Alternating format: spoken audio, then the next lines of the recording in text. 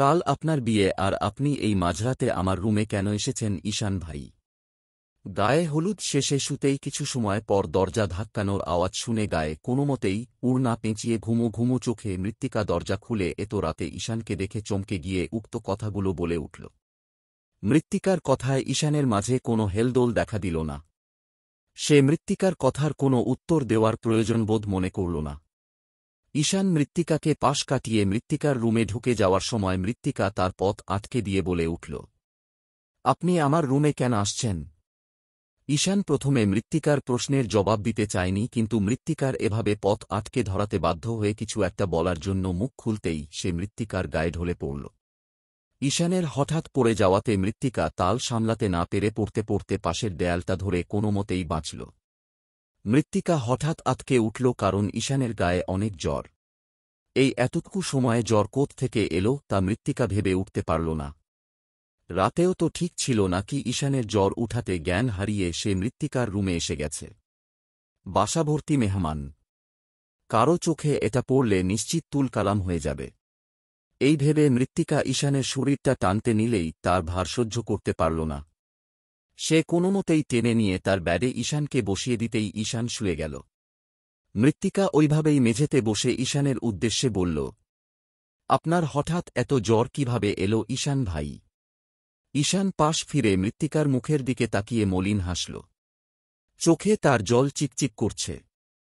মৃত্তিকা মনে করল হয়তো জ্বরের ঘোরে কষ্ট পাচ্ছে, তার মায়া হল ভীষণ। একটু অপেক্ষা করুন, আমি ওষুধ আনি, এই বলে মৃত্তিকা উঠতে নিলেই ঈশান শোয়া অবস্থায় মৃত্তিকার হাত ধরে ফেলে। মৃত্তিকা ঈশানের এমন বাচ্চামো স্বভাব দেখে হেসে দিয়ে বলে উঠল, ওই তো এই আলমারি থেকেই নিব ওষুধ। ছাড়ুন বলে আলমারির কাছে গিয়ে ওষুধ নিল। মেডিকেলের ছাত্রী হওয়ায় টুকটাক অনেক ওষুধ মৃত্তিকা তার কাছে রাখে, যে কোনো সময় লাগে ভেবে। মৃত্তিকা পানি এনে ঈশানকে একটু তুলে খাইয়ে দিতেই ঈশান আবার শুয়ে গেল। এবার মৃত্তিকার হুঁশ এল। ঈশানকে এবার ওষুধ খাইয়ে দেওয়ার পরপরই ওর রুমে পাঠিয়ে দিতে হবে ভেবে মৃত্তিকা ঈশানকে ডেকে উঠল, ঈশান ভাই, উঠুন, আপনি আপনার রুমে যান। শোন, আমায় ডিস্টার্ব করিস না, আমার ভীষণ মাথা ব্যথা করছে। পারলে একটু টিপে দেয়। তোর ইচ্ছে হলে তুই বোনের রুমে গিয়ে ঘুমা বলেই এক হাত চোখের উপর রেখে পেছন ফিরে শুয়ে পড়ল। ঈশান চোখ বন্ধ করে ফেলল। এরপরও মৃত্তিকা অনেকক্ষণ বক করল, কিন্তু ঈশানের গভীর নিঃশ্বাসের শব্দ শুনে সে এগিয়ে হাত দিয়ে বুঝতে পারল মানুষটা ঘুমিয়ে পড়েছে। মৃত্তিকা নিভৃতে তপ্ত নিঃশ্বাস ফেলল। সে এখন কি করবে? আজ ঈশান ভাইয়ের গায়ে হলুদ ছিল, যার ফলে সম্পূর্ণ বাসা মেহমানে ভরপুর। হলুদ শেষে সবাই যার যার বরাদ্দকৃত রুমে চলে গিয়েছে বিশ্রাম নেয়ার জন্য। সে বেরিয়ে যেতে নিলেই মোবাইলের কথা মনে পড়তেই আবার ফিরে আসল, কিন্তু তার মোবাইল নেওয়া আর হল না। ঈশান ভাইয়ের এত বড় শরীরের নিচে তার বেচারি মোবাইলখানা চাপা পড়ে গেছে। উনাকে সরানো দায়। আদিবের সাথে কথা না বললে নিশ্চিত ছেলেটা ভীষণ কষ্ট পাবে। এই জন্যই ছেলেটা ঈশান ভাইয়ের বিয়েতেও আসতে দিতে চায়নি। আচ্ছা থাক, এক রাতেরই ব্যাপার তো, কাল সকালে উঠেই রাত পড়ে যাবে। এখন একমাত্র ভরসা হল রিনি, ঈশান ভাইয়ের বোন। ওর কাছেই থাকতে যেতে হবে। এত রাতে অন্য কারো রুমে গেলে একটার পর একটা প্রশ্ন করতেই থাকবে। মৃত্তিকা অগত্যা বাধ্য হয়ে ঈশানের দিকে আরেকবার তাকিয়ে তার গায়ের উপর লেপ টেনে দিয়ে রুম ছেড়ে বেরিয়ে গেল। রিনির রুমে গিয়ে অনেকবার শব্দ করার পরেও মেয়েটা দরজা খুলেনি। হয়তো ঘুমিয়ে পড়েছে। শেষবারের মতো আবারও জোরে দরজা ধাক্কা দিতেই রিনি ঘুম ঘুম চোখে দরজা খুলল। এরপর মৃত্তিকা সব খুলে বলতেই রিনি একবার ভাইকে গিয়ে দেখে এসে শুয়ে পড়ল মৃত্তিকার সাথে। এরকম গল্প ফ্রিতেই পড়তে প্লেস্টোর থেকে গল্প বাজার অ্যাপ ইনস্টল করুন, না হলে এখানে ক্লিক করুন। যে গল্প শুধু ওই অ্যাপে পাবেন, আর কোথাও পাবেন না। যারা এখান থেকে গল্প পড়েন তারা সবাই গল্প বাজার অ্যাপ ইনস্টল করুন। সারারাত মৃত্তিকার চোখে ঘুম এলো না আদিবের জন্য। ছেলেটা মৃত্তিকাকে ফোন দিয়ে না পেলে নিশ্চিত পাগলের মতো করবে। মৃত্তিকার আদিবের চিন্তায় আর ঘুম এলো না। ছেলেটা একটু পাগলাটে স্বভাবের। মৃত্তিকার জন্য মন প্রাণ সব দিয়ে ফেলবে, এমনকি নিজের ক্ষতি করতেও ছাড়ে না। এজন্যই এসব থেকে রক্ষা করার জন্য মৃত্তিকা আদিবের সাথে সম্পর্কে জড়িয়েছিল। রিনির মোবাইল থেকে আদিবের মোবাইলে কল দেওয়ার পরেও কল ধরল না। শেষের সময় আদিবের মোবাইল বন্ধ শোনাল। হয়তো রাগে অভিমানে মোবাইল বন্ধ করে ফেলেছে।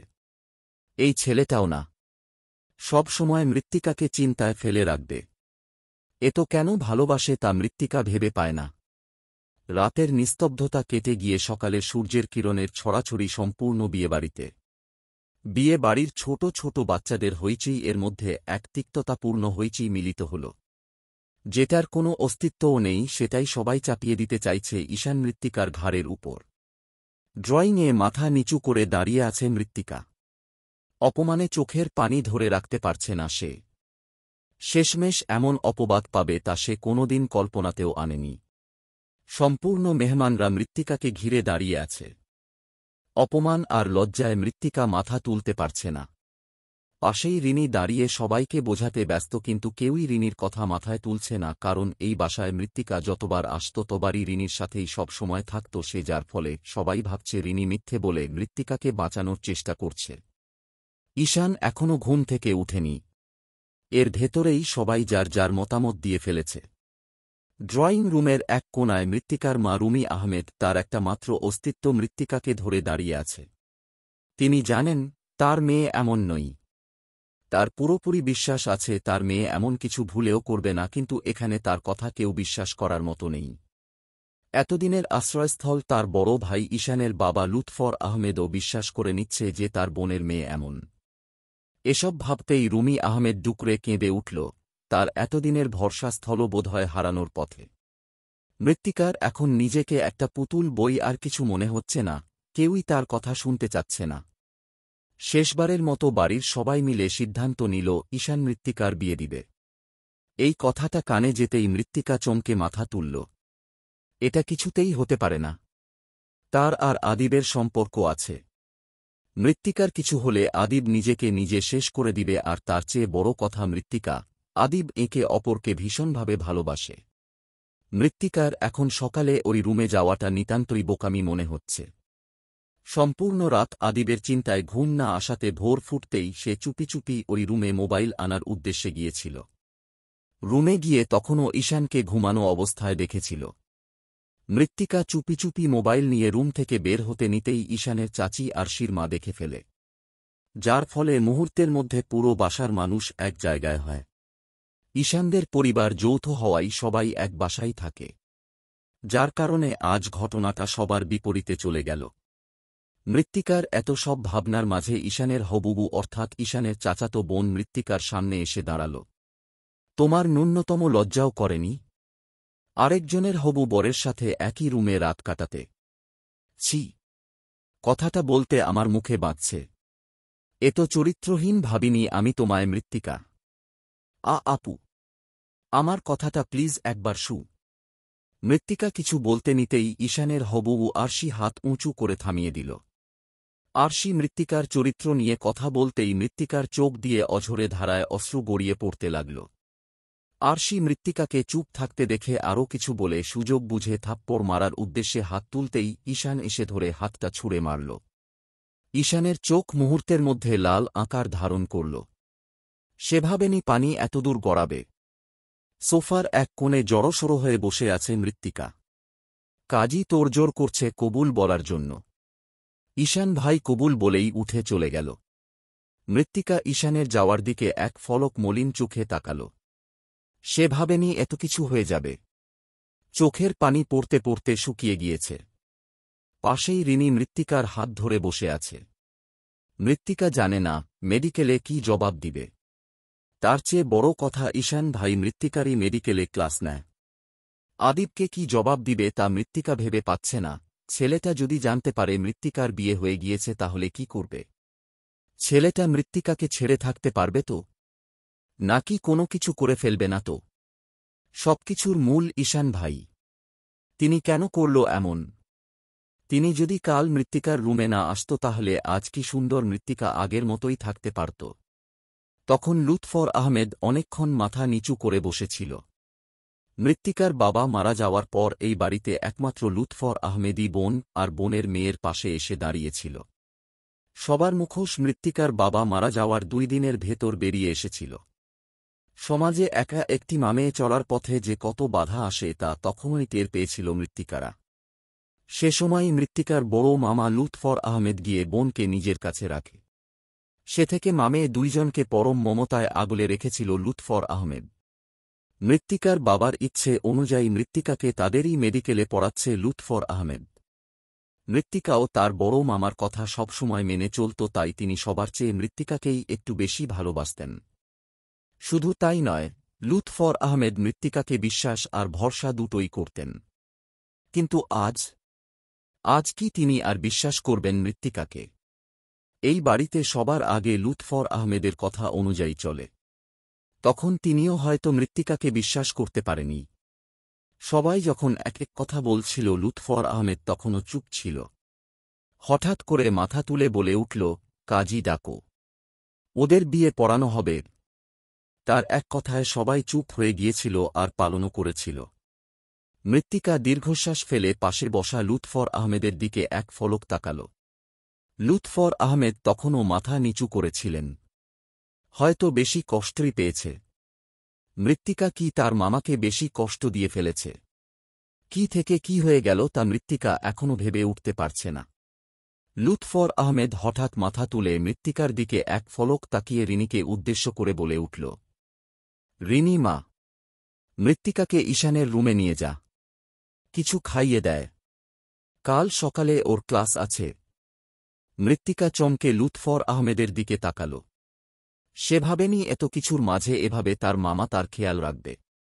তার উপর কালকের ইম্পর্ট্যান্ট ক্লাসটার কথা মাথা থেকে ঝেড়ে গিয়েছিল, কিন্তু লুৎফর আহমেদ ঠিকই মনে রেখেছে। ড্রয়িং রুমে থাকা বাকিরাও চমকে তাকিয়ে রইল লুৎফর আহমেদের দিকে। সবাই মনে করেছিল হয়তো লুৎফর আহমেদও রাগের মাথায় এদের বিয়ের আদেশ দিয়েছিল। বেশিরভাগ মানুষই খুশি হয়ে হয়তো মনে মনে মৃত্তিকা আর ওর মায়ের উপর ভেঙচি কেটেছিল যে এবার মামেয়ে যায় কোথায় দেখে নিবে। কিন্তু উল্টো লুৎফর আহমেদ এত কিছুর মাঝেও মৃত্তিকার খবর ঠিকই নিচ্ছে। মৃত্তিকা মনে মনে স্বস্তি ফেল। তার মানে তার মামা তাকে বিশ্বাস করেছে যে অন্তত মৃত্তিকা এমন কাজ করতে পারে না। রিনি মৃত্তিকাকে নিয়ে রুমে যাওয়ার উদ্দেশ্যে সোফা ছেড়ে উঠতেই লুৎফর আহমেদ পেছন থেকে ডাক দিয়ে নিজে মৃত্তিকার সামনে এগিয়ে এল। আমি জানি মা, এখন তোর উপর কতটা ভয়ানক প্রেসার পড়ছে। সবাই অন্তত তোদের উপর এমন কিছু চাপিয়ে দিতে চাইলেও আমি জানি তোরা এমন কিছু ভুলেও করবি না। যাক, এসব এখন মাথা থেকে ঝেড়ে নিজের জীবনের দিকে ফোকাস দেয় তোরা। আমি আশা রাখি তোদের সামনে এগিয়ে যেতে গেলে আর কোনো বাধা আসবে না, নিশ্চিন্তে থাক মা। এখন মনে প্রাণে আমার 2 ছেলে মেয়ে আর আমার বৌমার জন্য দোয়া করি। এখন গিয়ে কিছু খেয়ে শুয়ে পড়, কালকে তোদের ক্লাস আছে। তাড়াতাড়ি শুয়ে পড়। মৃত্তিকা হ্যাঁবোধক মাথা নাড়ল। রিনি মৃত্তিকাকে ঈশানের রুমে নিয়ে এল। ঈশান বোধহয় কোথাও বেরিয়ে গিয়েছে।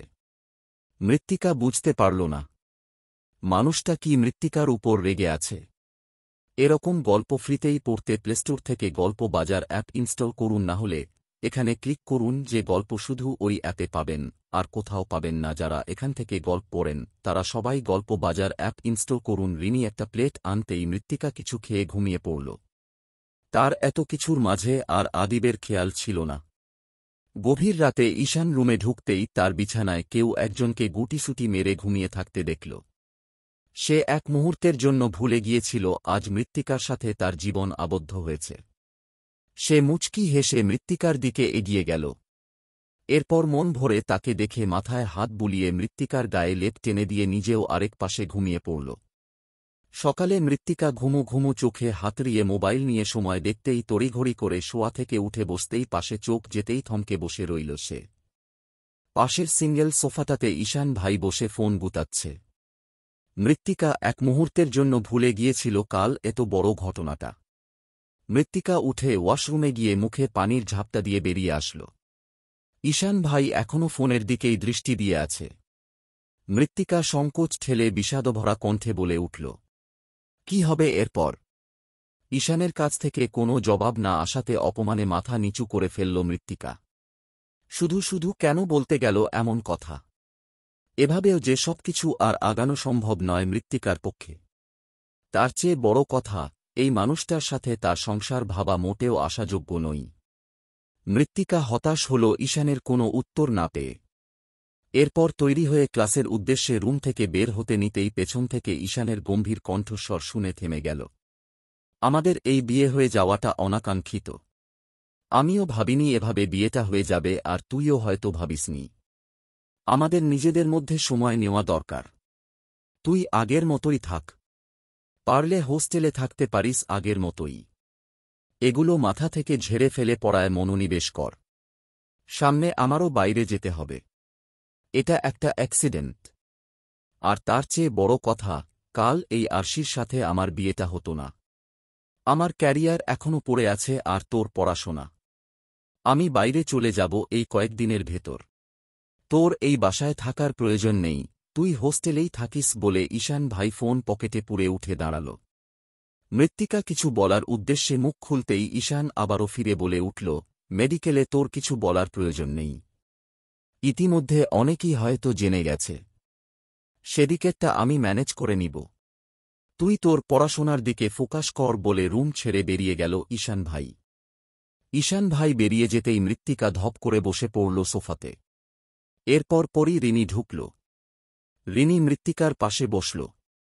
চিন্তা করিস না, তুই প্যাকিং করে নেয়। ভাই তোরে আজই চলে যেতে বলেছে হোস্টেলে। এই বাসায় থাকা তোর জন্য ভয়ঙ্কর, আর তার চেয়ে বড় কথা ভাই তোকে এত সাধনার পর পেয়েছে। হারাতে রিনির কথার মাঝেই মৃত্তিকা তার দিকে তাকাতেই সে থেমে গেল। মৃত্তিকা ভ্রু কুঁচকে রিনির দিকে তাকিয়ে বলে উঠল, মানে? ওহ কিছু না, তুই প্যাকিং করে নেয়। ভাই মনে হয় কাল পরশুর মধ্যে দেশের বাইরে চলে যাবে। মৃত্তিকা হ্যাঁবোধক মাথা নেড়ে সব প্যাকিং করে রুম থেকে বেরিয়ে গেল। 2 দিন আগেও সে একই ব্যাগ নিয়ে হোস্টেল থেকে এসেছিল ঈশান ভাইয়ের বিয়ে উপলক্ষে, অথচ আজ কত তফাৎ। আজ সে বিবাহিত।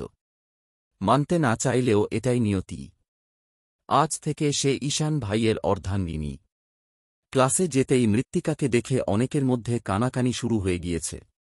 মৃত্তিকা ঢুকতে ঢুকতেই এসব বুঝে গিয়েছে। আর সবাই কানাকানি করবেও বা না কেন? ঈশান স্যারের সাথে মৃত্তিকার বিয়ে বলে কথা। মৃত্তিকা এসবের দিকে পাত্তা না দিয়ে নিজের জায়গায় গিয়ে বসে পড়ল। কি রে মৃত্তিকা, এসব কি শুনছি? মৃত্তিকার পাশের জন বলে উঠল, তোর নাকি ঈশান স্যারের সাথে বিয়ে হয়ে গিয়েছে? কিভাবে? আর তুই তো কাল ঈশান স্যারের বিয়ে খেতে গেছিলি। মৃত্তিকা একটা দীর্ঘশ্বাস ফেলল। যেই বিষয়টা আড়ালে রাখতে চেয়েছিল সেটাই হল। দেয়ালেরও কান আছে কথাটি আজ হাড়ে হাড়ে টের পাচ্ছে মৃত্তিকা। মৃত্তিকা কিছু বলার উদ্দেশ্যে মুখ খুলতেই ঈশান ক্লাসরুমে ঢুকতেই মুহূর্তের মধ্যে সবাই চুপ হয়ে গেল। মৃত্তিকা একটি স্বস্তির নিঃশ্বাস ফেলে ক্লাসে মনোযোগ দিল। ঈশান ভাই সবসময় গম্ভীরভাবেই থাকে, যার ফলে সবাই উনাকে ভয় পায়। এই সবার মধ্যে মৃত্তিকাও আছে। আজও এর ব্যতিক্রম হয়নি। ঈশান ভাই প্রতিদিনের ন্যায় ক্লাস শেষ করে বেরিয়ে যেতে নিতেই আবারও সবার কানাকানি শুরু হয়ে গেল। সবার এই কানাঘোষার ব্যাপারটা তিনি বুঝতে পেরে পেছন ফিরে আবারও ক্লাসে ঢুকে মৃত্তিকাকে দাঁড় করিয়ে সবার উদ্দেশ্যে বলে উঠল, অনাকাঙ্ক্ষিতভাবে মৃত্তিকা আমার ওয়াইফ। আশা রাখি কেউ ওকে এই ব্যাপারে প্রশ্ন করে বিভ্রান্ত করবে না। পড়াশোনা করতে এসেছ সবাই, পড়াশোনার দিকেই ফোকাস দাও। গুড লাক বলেই বেরিয়ে গেল ক্লাসরুম ছেড়ে। এরপর পরই শোনা গেল ঈশান ভাই আর ক্লাস করাতে আসবে না। উনি দেশের বাইরে চলে যাবেন। মৃত্তিকার একটু খারাপ লাগলেও পাত্তা দিল না। হয়তো এতদিন দেখতে দেখতে মায়া জন্মে গিয়েছে। মৃত্তিকার হঠাৎ আদিবের কথা মনে পড়ল। সে আশেপাশে তাকিয়ে কোথাও আদিবের চিহ্ন দেখতে পেল না। ছেলেটা কি আজকে ক্লাস করতে আসেনি? কিন্তু সে তো ক্লাস মিস দেওয়ার মতো ছেলে নয়। মৃত্তিকা ব্যাগ থেকে মোবাইল বের করে আদিবের নাম্বারে কল লাগাতেই ওই পাশ থেকে বিরক্তিকর আওয়াজটা কানে বাজল। মোবাইল বন্ধ। মৃত্তিকার চিন্তা হতে লাগল। সে আদিবের ভালো বন্ধু কয়েকজন থেকে জানতে পারল সে অসুস্থ।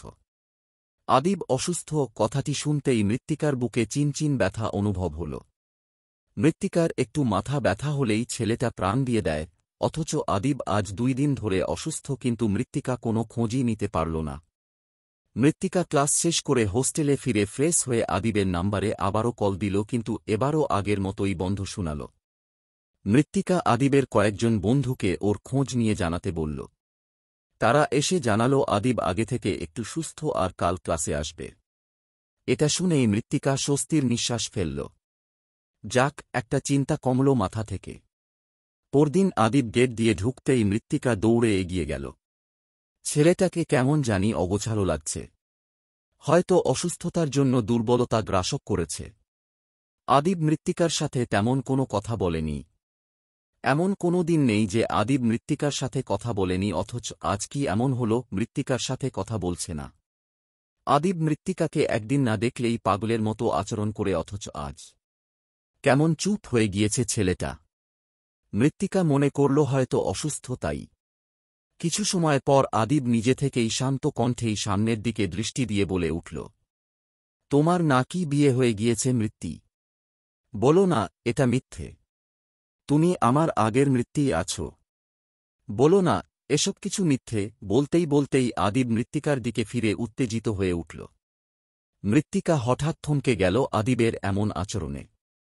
তার নিজেরও এতক্ষণ খেয়াল ছিল না সে যে বিবাহিত সেটা।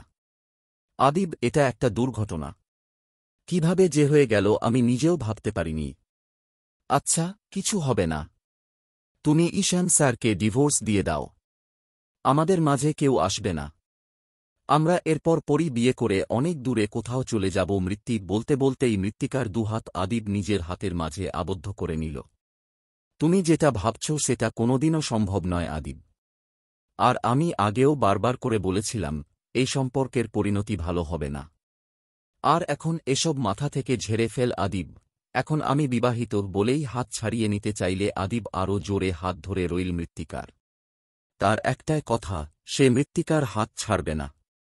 মৃত্তিকা আশেপাশে তাকিয়ে নিম্ন কণ্ঠে আদিবকে বলে উঠল, এরকম গল্প ফ্রিতেই পড়তে প্লেস্টোর থেকে গল্প বাজার অ্যাপ ইনস্টল করুন, না হলে এখানে ক্লিক করুন। যে গল্প শুধু ওই অ্যাপে পাবেন, আর কোথাও পাবেন না। যারা এখান থেকে গল্প পড়েন তারা সবাই গল্প বাজার অ্যাপ ইনস্টল করুন।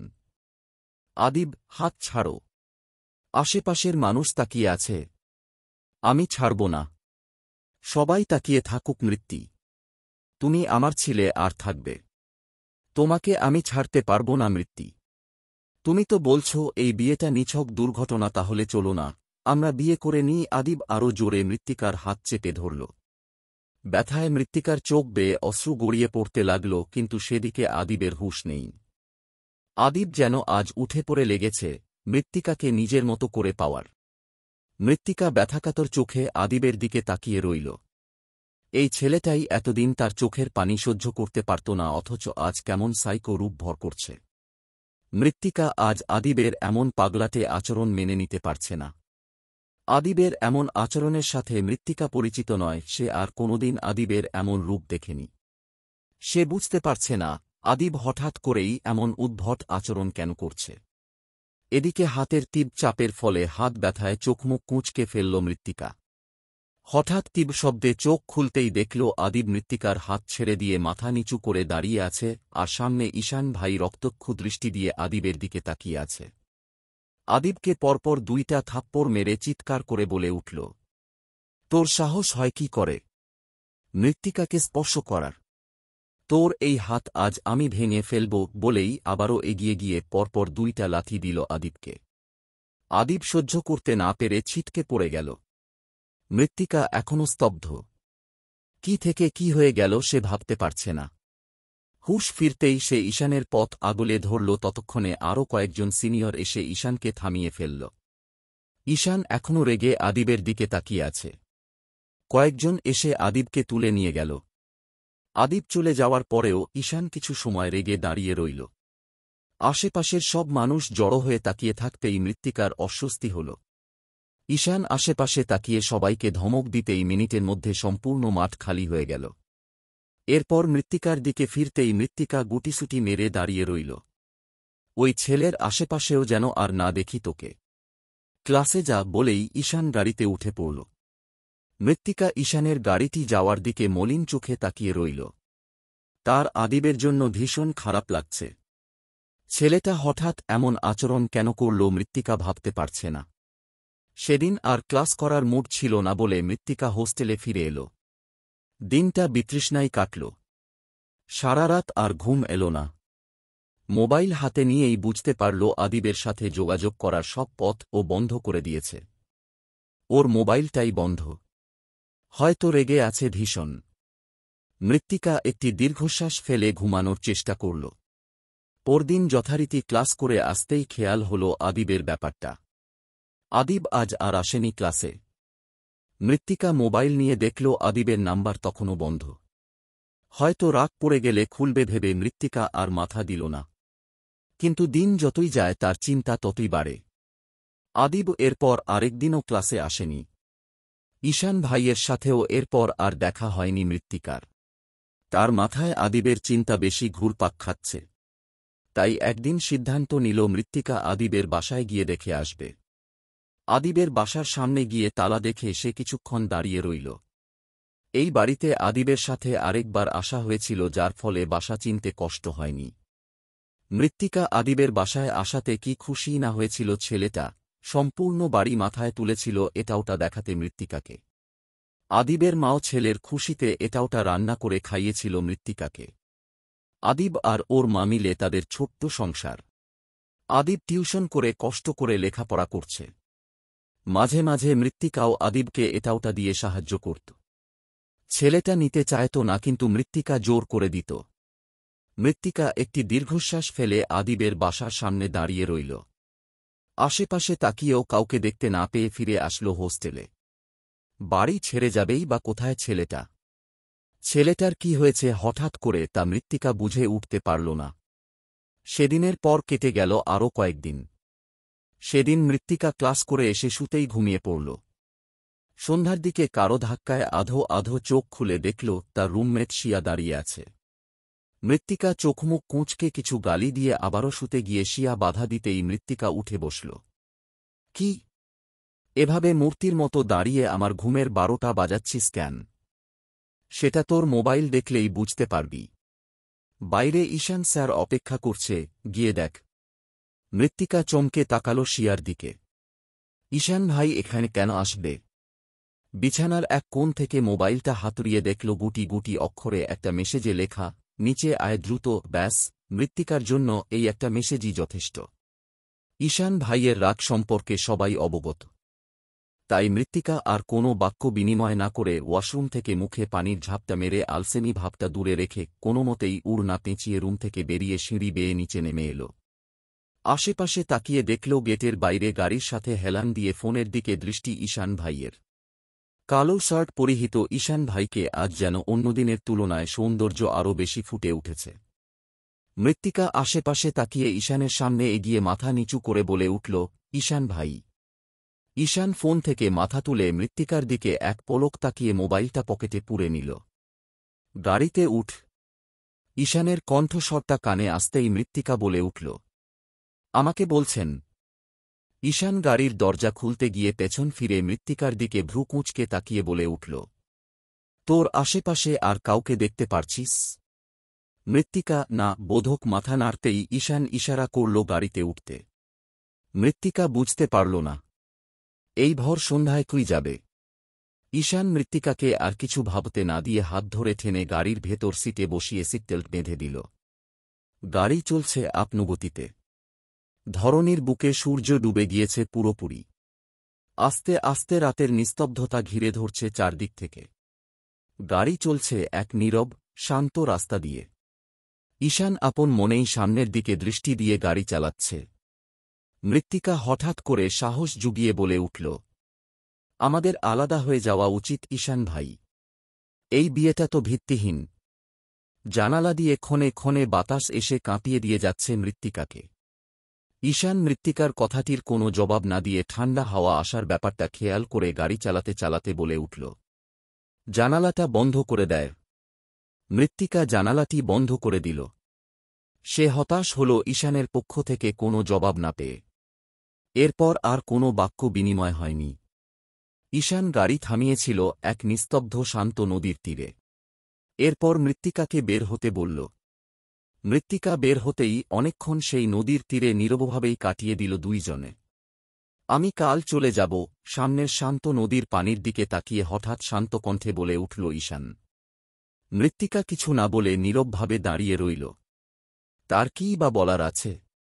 তুই সামনে থেকে যা দেখছিস তা হয়তো নাও হতে পারে। আমাকে একা রেখে কোনোদিন চলে যাস না মৃত্যু। আমার জীবনের বড় প্রাপ্তি হল তুই। তুই ছাড়া এই ঈশানের কোনো অস্তিত্বই থাকবে না। কোনোদিন যদি কোনো সত্যি জানতে পারিস তাহলে ছেড়ে যাবি না তো। আর সবকিছু মিথ্যে হলেও অন্তত তোকে মনে প্রাণে চাওয়াটা সত্যি থাকবে চিরদিন। মৃত্তিকা অবাক দৃষ্টিতে ঈশানের দিকে তাকিয়ে রইল। ঈশানের এই কথাগুলো থেকে একটি কথাও তার মাথায় ঢুকছে না। কেমন জানি রহস্যময় মনে হচ্ছে ঈশান ভাইকে। কি বলতে চাচ্ছে উনি? এরকম গল্প ফ্রিতেই পড়তে প্লেস্টোর থেকে গল্প বাজার অ্যাপ ইনস্টল করুন, না হলে এখানে ক্লিক করুন। যে গল্প শুধু ওই অ্যাপে পাবেন, আর কোথাও পাবেন না। যারা এখান থেকে গল্প পড়েন তারা সবাই গল্প বাজার অ্যাপ ইনস্টল করুন। ঈশান ভাই, এসব কি বলছেন আপনি? সময় হোক, বুঝবি বলেই ঈশান মৃত্তিকার দিকে ফিরে তার হাতটা মৃত্তিকার দিকে এগিয়ে দিয়ে বলে উঠল, কথা দেয় এই দুনিয়ায় সবচেয়ে বড় নিকৃষ্ট সত্যি তোর সামনে আসলেও আমায় ছেড়ে যাবি না মৃত্যু পাখি। মৃত্তিকা পলকিন চোখে ঈশানের দিকে তাকিয়ে রইল। ঈশান এখনও তার দিকে হাত বাড়িয়ে আছে। মৃত্তিকার কাছ থেকে কোনো প্রত্যুত্তর না পেয়ে ঈশান তার হাত ফিরিয়ে নিল। এরপর কি বুঝে গাড়িতে গিয়ে ড্রাইভিং সিটে উঠে সামনের দিকে দৃষ্টি দিয়ে মৃত্তিকার উদ্দেশ্যে গম্ভীর স্বরে বলে উঠল, গাড়িতে উঠ। মৃত্তিকা এখনও ঘোরের মাঝে আছে। সে কি করবে বুঝতে পারছে না। ঈশানের গম্ভীর স্বরে গাড়িতে উঠতে বলাটা কানে আসতেই সে গাড়ির সিটে বসে পড়তেই ঈশান আর কিছু না বলে ড্রাইভ করা শুরু করল। একটা রেস্টুরেন্টে রাতের খাবার খেয়ে মৃত্তিকাকে হোস্টেলে নামিয়ে দিয়ে সামনের দিকে দৃষ্টি দিয়ে শান্ত কণ্ঠে বলে উঠল, আমি কাল সকাল সকাল দেশের বাইরে চলে যাব। 6 মাস সেখানেই কাটাব। এর ভেতর কোনো দেখা বা কথা তোর সাথে হবে না। তাই ভাবলাম যাওয়ার আগের সময়টা তোকে দিয়ে যায়। আলাদা হওয়ার কথা ভুলেও মাথায় আনবি না। ওই বাসায় যাস না আমি বলার আগে। আমার একটা মাত্র অনুরোধ, হোস্টেল থেকে ক্লাস বাদে বের হবি না। ভালো থাকিস, নিজের খেয়াল রাখিস, আর পড়াশোনা মন দিয়ে করিস। বলেই গাড়ি স্টার্ট দিয়ে মৃত্তিকার চোখের পলকে হাওয়া হয়ে গেল। মৃত্তিকা কিছুই ঠিকঠাক বুঝে উঠতে পারল না। সন্ধ্যা থেকে রাতের সময়টা ঈশান তার সাথে কাটিয়েছিল ঠিক, কিন্তু অপ্রয়োজনীয় একটা কথাও বলেনি। তাহলে শুধু শুধু ঈশানের এত ব্যস্ত সময় থেকে এই সময়গুলো মৃত্তিকাকে দেওয়ার কোনো মানেই হয় না। কালকে চলে যাবে, নিশ্চয়ই আজকের এই রাতটা তার অনেক কাজের রাত ছিল। ঈশান চলে যাবে ভাবতেই বুকের কোথাও জানি খুব চিনচিনে ব্যথা অনুভব করল মৃত্তিকা। হয়তো এতদিনের মায়া। মৃত্তিকা আর কিছু না ভেবে হোস্টেলে এসে ফ্রেশ হয়ে নিল। আজকে ঈশান মৃত্তিকাকে নদীর তীরে নিয়ে যাওয়ার পেছনে নিশ্চয়ই কোনো কারণ ছিল। সে হয়তো মৃত্তিকাকে আরও অনেক কিছু বলতে চেয়েছিল, কিন্তু বলতে পারেনি। ঈশান অনেকবার হয়তো কিছু বলার উদ্দেশ্যে মুখ খুলতে চেয়েছিল, কিন্তু জড়তায় বলতে পারেনি। মৃত্তিকা বিষয়টি খেয়াল করেছিল। সে মনে করেছিল ঈশান হয়তো গাড়িতে হলেও বলবে, কিন্তু বলেনি। মৃত্তিকা ভাবতে পারছে না, কি এমন সত্যি যেটা সামনে আসলে মৃত্তিকা ঈশানকে ছেড়ে চলে যাবে এমন ভয় পাচ্ছে ঈশান। মৃত্তিকার সেদিন রাত আর ঘুম এল না। ঈশান ভাইয়ের জন্য কোথাও একটা সূক্ষ্ম ব্যথার অনুভূতির অনুভব হচ্ছিল।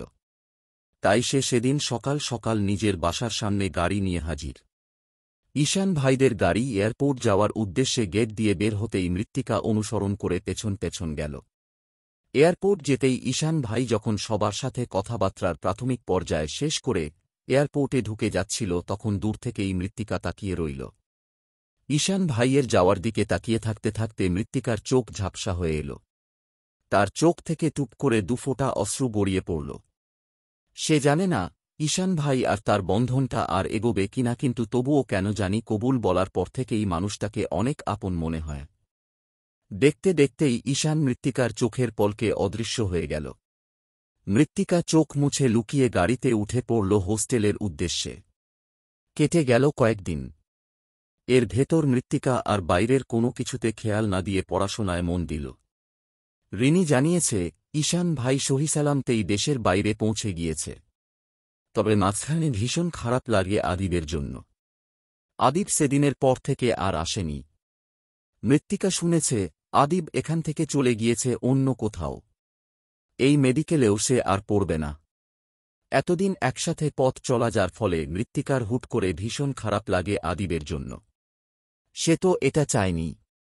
ঈশান ভাইয়ের সাথে হুট করে এভাবে বিয়ে হয়ে যাবে, সেটা মৃত্তিকা কল্পনায়ও আনেনি। মৃত্তিকা মনে করেছিল ঈশান ভাইকে সুযোগ বুঝে ডিভোর্সের কথা জানাবে, কিন্তু সেদিনের পর থেকে মনে হচ্ছে না এমন কিছু হবে। তবুও সে চেষ্টা করবে। আদিবের সাথে যদি আরেকবার দেখা হতো তাহলে মৃত্তিকা বুঝিয়ে বলত, কিন্তু আদিব যে এভাবে চোখের পলকে নিরুদ্দেশ হয়ে যাবে তা ভাবেনি মৃত্তিকা। কোথায় খুঁজবে সে আদিবকে? হয়তো আছে কোথাও লুকিয়ে, মৃত্তিকাকে ধরা দিতে চাচ্ছে না। কালই মৃত্তিকা ঢাকার বাইরে আদিবের গ্রামের বাড়ির খোঁজ নিবে। যেমন করেই হোক আদিবের সাথে দেখা করবেই মৃত্তিকা। মৃত্তিকা সিদ্ধান্ত নিল আজ আদিবের গ্রামের বাড়ি গিয়ে খোঁজ নিবে। তার আশা আদিবকে সে সেখানে পাবে। আদিব তার নিজের পরিচয় ভালোমতো মৃত্তিকাকে কোনোদিন বলেনি। মৃত্তিকা জোর করলেও বলত না। এমনকি তার বাবা সম্পর্কেও আদিব তেমন কোনো কথা বলত না। মৃত্তিকার বেশি জোরাজোরির ফলে একদিন বলেছিল তার বাবা মারা গিয়েছে আর তার গ্রামের বাড়ি ঢাকার বাইরে কুমিল্লায়। মৃত্তিকা মাঝে মাঝে আদিবকে বুঝতে পারত না, কারণ আদিব স্বয়ং মৃত্তিকাকেও তার পরিবার সম্পর্কে কোনো কথা বলতে চাইত না। পরিবার সম্পর্কে মৃত্তিকা কিছু জিজ্ঞেস করলেই আদিব কথাটা এড়িয়ে অন্য বিষয়ে কথা বলত। তবুও একদিন মৃত্তিকা সন্দেহের চোখে চেয়েছিল বিধায় আদিব তার গ্রামের বাড়ির ঠিকানাটা মৃত্তিকাকে দিয়েছিল। আদিবের সাথে অনেক বোঝাপড়া বাকি আছে মৃত্তিকার। আদিব এত ছোট বিষয়ে নিরুদ্দেশ হওয়ার মতো ছেলে নয়। আর যদি আদিবের নিরুদ্দেশ হওয়ার পেছনে মৃত্তিকাই দায়ী থাকে তাহলে মৃত্তিকা আদিবকে বুঝিয়ে বলবে। মৃত্তিকার কারণে আদিবের এত সুন্দর ভবিষ্যৎ নষ্ট করার কোনো মানেই হয় না। যদি আদিব তাতেও না মানে তাহলে মৃত্তিকা নিজ থেকেই সরে যাবে। তাই মৃত্তিকা যথারীতি ক্লাস শেষ করে হোস্টেলে এসে ফ্রেশ হয়ে নিল। এত কিছুর মাঝে মৃত্তিকা তার একটা ক্লাসও মিস দেয়নি। ঈশান আশেপাশে না থাকলেও ঈশানের কথা মৃত্তিকা প্রতি হারে হারে মেনে চলার চেষ্টা করে। নিয়ম অনুসারে প্রতিদিন পড়াশোনা ঠিকঠাক করে। তার মন না মানলেও সে এখন অন্যজনের অর্ধাঙ্গিনী, কোনো ঘরের বউ। বিকেলের দিকে মৃত্তিকা হোস্টেল থেকে বেরিয়ে পড়ল আদিবের গ্রামের বাড়ি কুমিল্লা যাওয়ার উদ্দেশ্যে। মৃত্তিকা হোস্টেল থেকে বেরিয়েই কুমিল্লার বাসে উঠল। উঠার আগে রিনিকে জানিয়ে দিল কিছু কারণে সে বাইরে যাচ্ছে, পরে এসে সব বলবে। বাসায় কাউকে কিছু না জানাতে স্টেশনে এসে মৃত্তিকা বাস ছাড়ার উদ্দেশ্যে দাঁড়াল। মৃত্তিকা বাস ছাড়ার অনেক আগেই স্টেশনে এসে পড়েছে, যার ফলে আরও অনেকক্ষণ বাসে বসে থাকতে হবে। এখনও যাত্রী তেমন আসে নাই, মাত্র দু-একজন যাত্রী এসে বসেছে। মৃত্তিকা আর কিছু না ভেবে বাসে উঠে বসল। তার সিট জানালার পাশে, যার ফলে বাইরের সবকিছুই দেখতে পারছে। মৃত্তিকা সিটে বসে চারদিকে তাকিয়ে এতক্ষণ কিভাবে বসে থাকবে ভেবে ব্যাগ থেকে ইয়ারফোন নিতে নিতে আনমনে জানালার বাইরে চোখ যেতেই থমকে গেল। তার মনে হল বাইরে এইমাত্র ঈশান ভাইয়ের মতোই কাউকে জানি দেখেছে মাস্ক পরিহিত। কিন্তু ঈশান ভাই তো দেশের বাইরে, উনি এখানে কিভাবে আসবে? সে আবারও বাইরে দূরের ওই দোকানটার দিকে তাকাল, কিন্তু এখন খালি। মৃত্তিকা নিজের চোখের ভ্রম ভেবে সিটে বসল। সারাদিন ঈশান ভাইকে নিয়ে ভাবতে ভাবতে তার মাথাটাই বোধহয় শেষ। সে মুচকি হেসে আশেপাশে তাকিয়ে বুঝতে পারল বাস ছাড়তে আরও অনেকক্ষণ আছে। এখনও যাত্রী পুরোপুরি উঠেনি, তাই মোবাইলে প্রিয় একটি গান ছেড়ে সিটে হেলান দিয়ে কানে ইয়ারফোন গুঁজে চোখ বন্ধ করে ফেলল। গান শুনতে শুনতে ঝিমুচ্ছে মৃত্তিকা। হঠাৎ মনে হল তার পাশের সিটে কেউ একজন বসেছে। হয়তো যাত্রী ভেবে সে পাত্তা না দিয়ে গান উপভোগ করতে রইল। বাস বোধহয় ছেড়ে দিয়েছে। চলন্ত বাসে জানালার পাশের সিটে বসে চোখ বন্ধ করে গান শোনার মজায় আলাদা। অনেকক্ষণ পরে মনে হল কেউ একজন পুরুষালী কণ্ঠে মৃত্তিকার কানের পাশে কথা বলছে। পরপর আওয়াজটা আসতেই মৃত্তিকা বুঝতে পারল হয়তো কাউকে ডাকছে। কিন্তু আওয়াজটা তার গানের সুর ভেদ করে আরও তীব্র হতেই বুঝতে পারল পাশের সিটের মানুষটা হয়তো মৃত্তিকাকেই ডাকছে। মৃত্তিকা গান শুনতে গিয়ে কল্পনার রাজ্যে হারিয়ে গেল। নতুন নতুন গানের তালে তার সুন্দর কল্পনার মাঝে কারও এভাবে ডাকাতে সে বিরক্তবোধ হল। তার এই মুহূর্তে মোটেও চোখ খুলে দেখার ইচ্ছে নেই। কিন্তু পাশের জন দমে যাওয়ার প্রার্থী নয়। সে এক নাগারে ডেকেই চলছে। আশ্চর্য, কারো কাঁচা ঘুমের মধ্যে এভাবে ডাকার কোনো মানেই হয় না। মৃত্তিকা চোখ বন্ধ অবস্থাতেই কান থেকে ইয়ারফোন খুলে নড়েচড়ে বসতেই পাশ থেকে লোকটা আবারও ডেকে উঠল। এরকম গল্প ফ্রিতেই পড়তে প্লেস্টোর থেকে গল্প বাজার অ্যাপ ইনস্টল করুন, না হলে এখানে ক্লিক করুন। যে গল্প শুধু ওই অ্যাপে পাবেন, আর কোথাও পাবেন না। যারা এখান থেকে গল্প পড়েন তারা সবাই গল্প বাজার অ্যাপ ইনস্টল করুন। Hello miss. মৃত্তিকা অনিচ্ছা সত্ত্বেও আধো আধো চোখ খুলে পাশের জনের দিকে তাকাতেই দেখল আগন্তুকটি দাঁত বের করে তার দিকে তাকিয়ে হাসছে। তা দেখে মৃত্তিকার রাগ যেন তরতর করে বেড়ে গেল। সে বিরক্তিতে চসূচক শব্দ করল। মৃত্তিকা ভ্রু কুঁচকে আগন্তুকটির দিকে জিজ্ঞাসু দৃষ্টিতে তাকাতেই আগন্তুকটি মিষ্টি করে হেসে জবাব দিল, মিস, আসলে এই প্রথমবারের মতো কোথাও এত দূরের জার্নিতে যাচ্ছি। এত বড় রাত জার্নি কাটাতে গিয়ে খারাপ লাগবে ভেবে আপনার সাথে পরিচয় হতে চাচ্ছি। মৃত্তিকা আপনমনে বিড়বিড় করে কিছু গালি দিতেই আগন্তুকটি তার দিকে তাকিয়ে বলে উঠল, মিস, কিছু বললেন? ছেলেটির মুখ থেকে মিস শোনার পরও মৃত্তিকার রাগ আরও বেশি বেড়ে গেল। সে দাঁতে দাঁত চিবিয়ে কোনোরকম নিজের রাগকে কন্ট্রোল করে চিবিয়ে চিবিয়ে জবাব দিল, আমি মিস নয়, মিসেস। ওক, আপনি বোধহয় বিরক্ত বোধ হচ্ছেন। ছেলেটির এমন কথা শুনে মৃত্তিকার খারাপ লাগল। আসলেই তো, বিনা কারণে ছেলেটির উপর রেগে আছে মৃত্তিকা। তার কাঁচা ঘুম ভেঙে যাওয়ায় ছেলেটির উপর রাগ দেখাচ্ছে, কিন্তু এছাড়া ছেলেটির উপর রাগার মতো আর কিছুই তো সে করেনি। হয়তো বাচাল টাইপ ছেলে, তাই কথা বলা ছাড়া থাকতে পারছে না। মৃত্তিকারও আর কিছু সময় পেরোলে হয়তো একঘেয়েমি চলে আসত। থাক, একটাকে অন্তত পেল, গল্প করে কাটানো যাবে। এই ভেবেই মৃত্তিকা হাসিমুখে ছেলেটির জবাব দিতেই ছেলেটি খুশিতে মৃত্তিকার সাথে গল্প জুড়ে দিল। কোথায় যাবেন মিস? উপস, মিসেস। কুমিল্লা। আরে, আমিও। ছেলেটি উৎফুল্ল হয়ে একটার পর একটা গল্প জুড়ে দিচ্ছে মৃত্তিকার সাথে। এটা ওটা বলে হাসাতে চেষ্টা করছে মৃত্তিকাকে। ছেলেটির এমন বাচ্চাপনা দেখে মৃত্তিকা আপনমনেই মুচকি হাসল। এই ছেলেকে দেখতে খারাপ লাগছে না, ভরসা করাই যায়। প্রথমে মৃত্তিকা মনে করেছিল হয়তো ছেলেটা খারাপ হতে পারে। আজকালকার যুগে তো কাউকে বিশ্বাস করা যায় না। কিন্তু এই ছেলেটার এমন বাচ্চাপনা গল্প শুনে মনে হচ্ছে না ছেলেটা খারাপ হবে। তাই মৃত্তিকাও ছেলেটার কথার এটা ওটা উত্তর দিল। কিন্তু মৃত্তিকা বুঝতে পারল না আর কিছু সময় পরেই তার কপালে কত বড় বিপদ অপেক্ষা করছে। আসলেই কি তার ভাবনা অনুসারে ছেলেটা ভরসাযোগ্য? গল্প করতে করতে মৃত্তিকা ঘুম ঘুম ভাব আসতেই ছেলেটি তা বুঝতে পেরে মৃত্তিকাকে নিশ্চিন্তে ঘুমাতে বলল। এরপর নিজের মোবাইল বের করে কানে ইয়ারফোন গুঁজে চোখ বন্ধ করে সিটে হেলান দিয়ে বসল। মৃত্তিকাও জানালাটা খুলে বাইরের দিকে দৃষ্টি দিতে দিতে ঘুমের রাজ্যে পাড়ি জমাল।